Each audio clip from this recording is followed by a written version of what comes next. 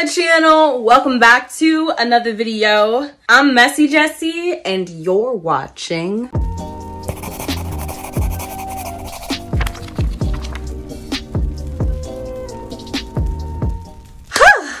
okay, y'all, why am I out of breath from doing my intro? I am here today to do a book review. I do not do book reviews often on my channel, and why? Why don't I do dedicated reviews more? I feel like I'm gonna start doing more dedicated reviews, okay? It's gonna happen. Today's video is going to be a dedicated review of one of my most anticipated 2021 releases that exceeded my expectations so profoundly that I feel I wasn't even truly anticipating it. Does that make sense? The book that I'm going to be reviewing is A Map to the Sun by Sloan Leong. I have several things to say. I mean, obviously that's why I'm filming. You're doing great, Jessie. Keep this up. I was very excited about this book being a basketball story from an AAPI author. Very, very highly anticipating that, and I haven't seen any hype for it on BookTube or Bookstagram. Once I received the book and started reading it, looking at this amazing, incredible, kind of bubblegum, dreamy, but still stark and very much encapsulating art style, I kept thinking to myself, this looks familiar. And then I realized that this is the author of Prism Stalker, which is a criminally underrated comic about Indigenous life and colonization. It's just very, very good. So what is A Map to the Sun about? First of all, please do yourself a favor, okay? Please do yourself a favor and entirely discount the synopsis that is given on the inside of this book, because I don't feel that the synopsis correctly encapsulates what this book is about. I think that it is underwhelming in comparison to the actual story. I do not feel that the synopsis captures all of the nuance. Essentially, this book is marketed as two girls who meet over the summer, and despite having known each other for a very limited amount of time, they form an incredible bond that is cut short when Luna moves back home suddenly and stops answering Ren's messages. Years go by before Luna returns to LA and then joins Ren's basketball team. There's a lot of animosity between these girls, and both of them are highly competitive and play to win. Essentially, this book is being marketed as this feel-good, bitter rivalry friendship story, and it is everything but that. Yes, that is a big part of what A Map to the Sun is about. But as I was reading this book, I kept thinking,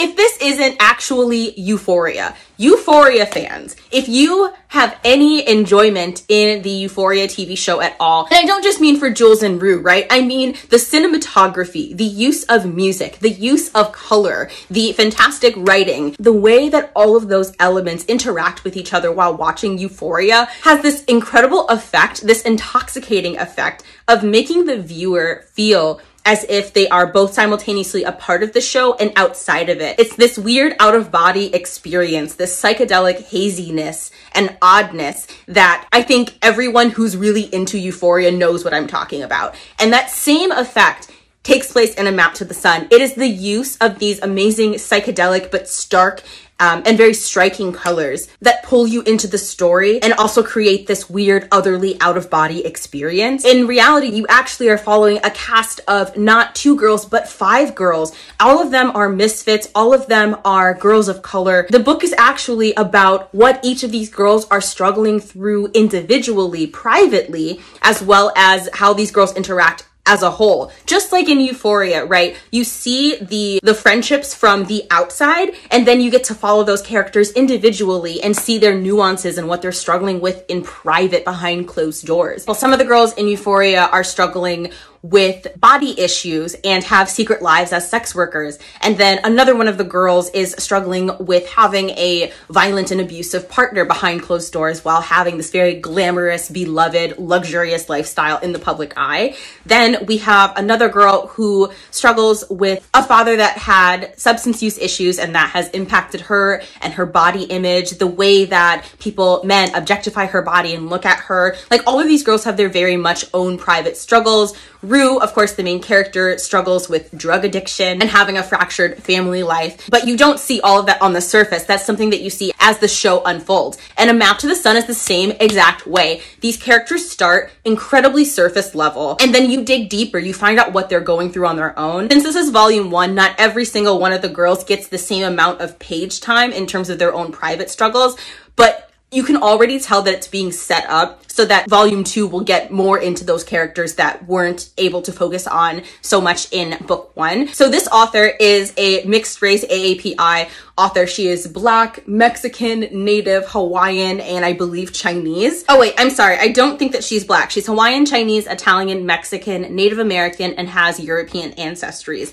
And the way that she writes the nuanced lives of girls of color is so freaking spectacular. I personally was not expecting to actually identify with this book, but it felt like this book was made for me and me only. I got that reading experience of being trapped in my own universe. And just like, look at this.